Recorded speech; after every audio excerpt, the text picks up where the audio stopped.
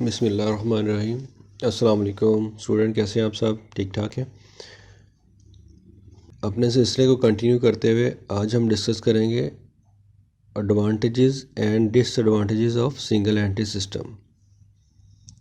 अगर आपने single entry system और डबल एंट्री सिस्टम को ख़ुद से बड़ी अच्छी तरह समझ के किया है, यानी प्रीवियस लेक्चर आपने बड़े गौर से सुने और समझे हैं, तो आपको ये डिफरेंस करना कोई मुश्किल नहीं लगेगा। बड़ी आसानी से ये डिफरेंस कर सकते हैं।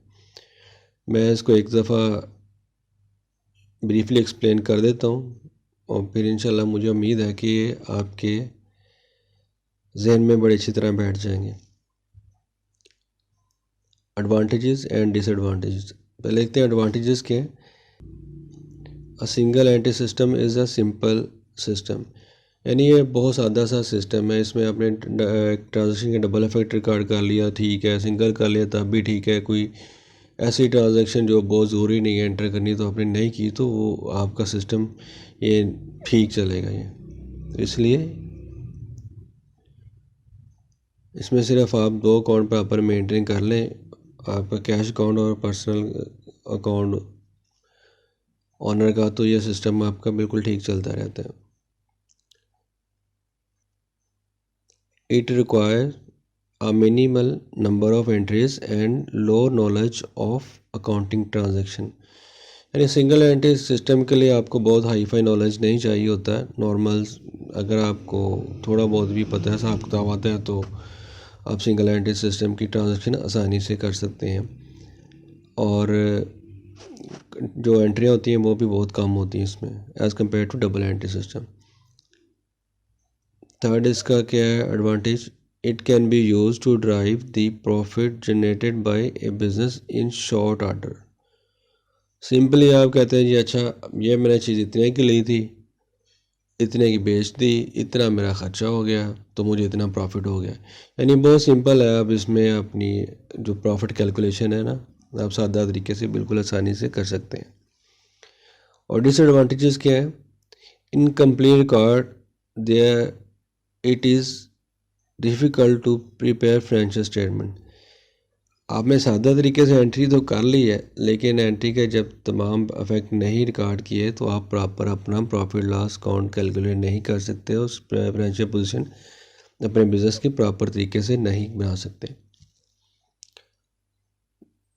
नेक्स्ट डिसएडवांटेज क्या है?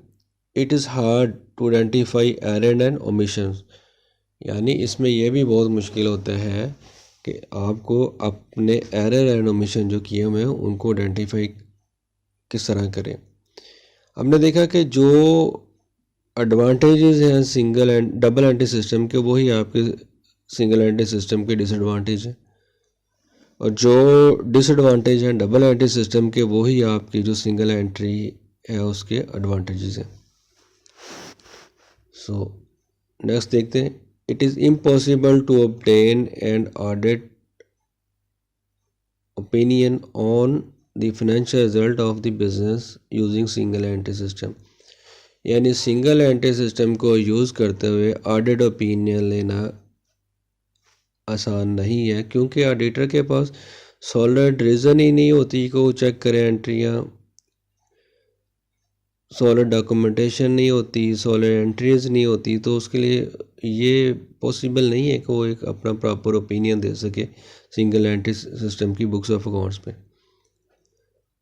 लास्ट वन में क्या है? Single entry system are strictly use for manual accounting system since all computerize system utilize the double entry system instead.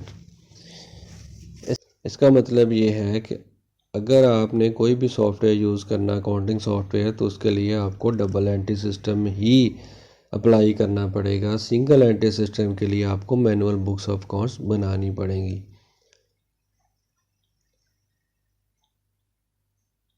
ये तो थे advantages and disadvantages of single entry system के।